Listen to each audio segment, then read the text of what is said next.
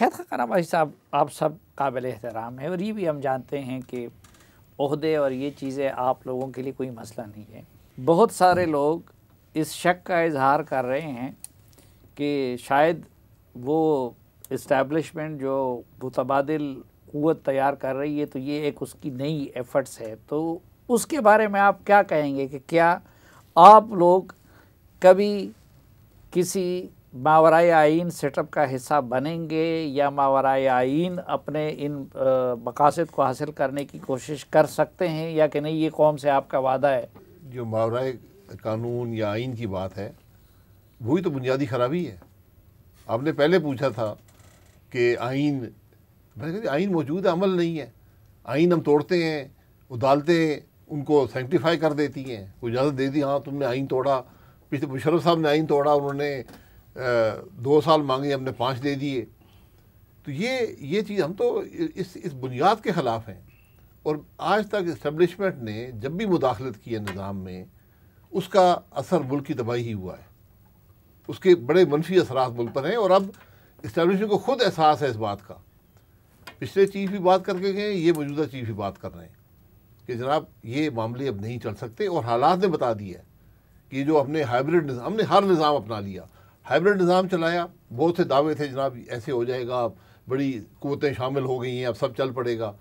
سب سے بڑی تباہی یہ جو پچھلی حکومت تھی عمران خان کی، اس نے پاکستان کی معیشت کی بھی کی، نظام کی بھی کی، اور معاشرے کی بھی کی۔ تو کیا اس سے حل نکلا ہے؟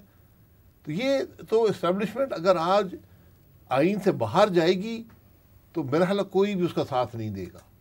ہم کم از کم تو بالکل، ہم تو آج بنیادی بات کر رہے ہیں کہ آپ کو واپس آئین کے اندر جو مینیفیسٹو ہے اور جو بنیاد ہے سارے نظام کی، کہ عوام کی فلاح و بہبود کے لیے اور ملک کے لیے کام کریں، تو وہ تو وقت نے ثابت کیا ہے کہ اسٹیبلشمنٹ کا عمل دخل جو ہے نظام حکومت میں، سیاست میں ہمیشہ منفی اثرات چھوڑتا ہے۔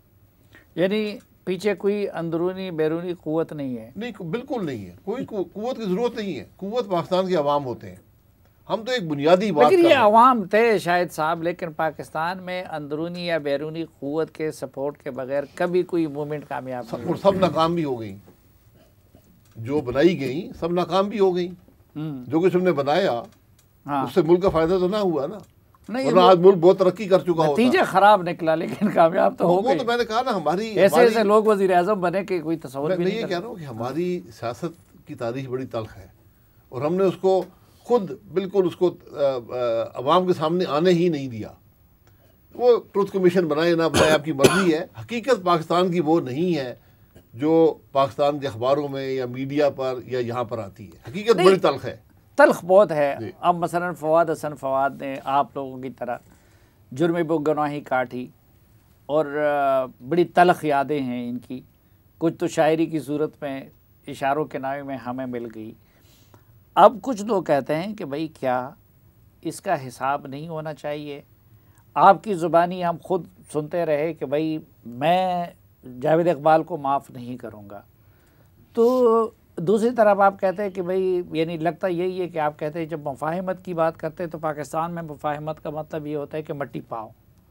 آپ کیا سمجھتے ہیں کہ یہ جو زیادتیاں ہوئی ہیں، بے انصافیاں ہوئی ہیں، تو اس پہ مٹی پاؤ والی پالیسی اپنا کے آگے بڑھنا چاہیے؟ مفاہمت تو صرف اس صورت میں ہو سکتی ہے نا۔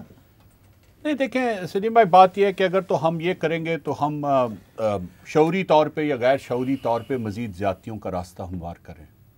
وہ میرے ساتھ شاید نہ ہو، کسی اور کے ساتھ ہوگی، تو میں تو کبھی اس چیز سے ایگری نہیں کر سکتا کہ اس پہ مٹی ڈال کے آگے چلا جائے۔ میں یہ بھی نہیں چاہتا کہ وہ کسی سے ذاتی انتقام کا راستہ بنے۔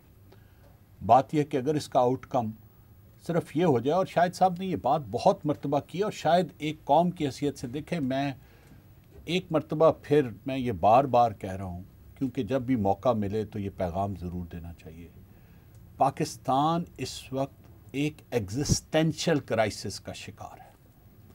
وہ صرف معاشی نہیں، وہ معاشرتی بھی ہے، وہ سیاسی بھی ہے، وہ ادارہ جاتی بھی ہے، اور اس میں اگر کسی چیز کی ضرورت ہے تو وہ اس چیز کی ضرورت ہے کہ جو کچھ ہوا ہے اس کو تاریخ کا حصہ ضرور بنایا جائے، اس کے اوپر مٹی ڈالنے کی کوشش نہ کی جائے، کیونکہ جب آپ مٹی ڈالتے ہیں تو پھر آپ وہی غلطیاں دوبارہ دہرانے کا رستہ ہموار کرتے ہیں.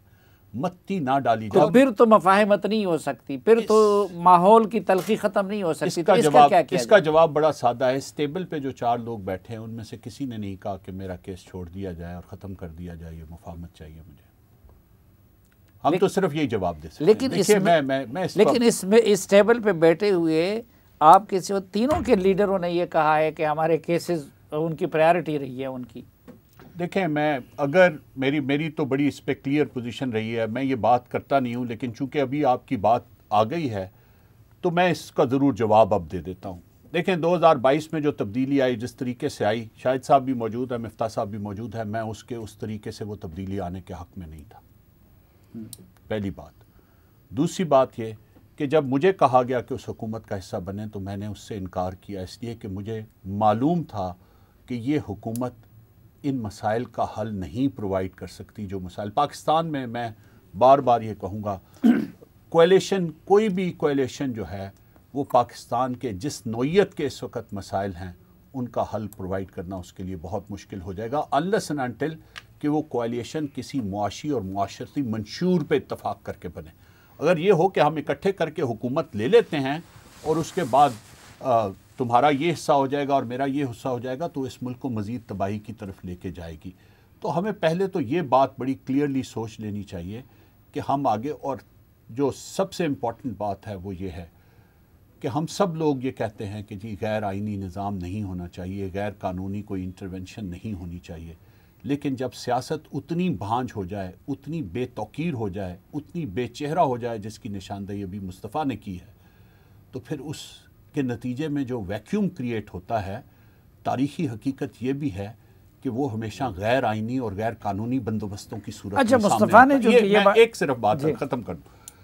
یہ ہم بیٹھ کے آج سے 2 سال یا 4 سال کے بعد شاید پھر کسی اور کی ذمہ داری لگا رہے ہوں گے کہ اس نے پاکستان کے ساتھ بڑا ظلم کیا. میں آج بھی بڑے مؤدبانہ طریقے سے آپ لوگوں سے اس بات سے اختلاف کروں گا، اور 4 سال بھی اگر زندگی اس کے بعد بھی ہوئی تو اختلاف کروں گا. اگر ہم سیاسی قوتیں یہاں کی اگر انٹیلیجنشیا، یہاں کے اگر بزنس مین اپنی ان تمام حرکتوں سے وہ ویکیوم کریٹ کرتے رہیں گے تو اس کا نتیجہ اسی صورت میں نکلے گا جو دنیا میں کسی بھی جگہ نکلتا ہے. اور مجھے خوف یہ ہے، جو دیوار پہ لکھا ہوا نظر آ رہا ہے وہ یہ ہے کہ ہم اسی جانب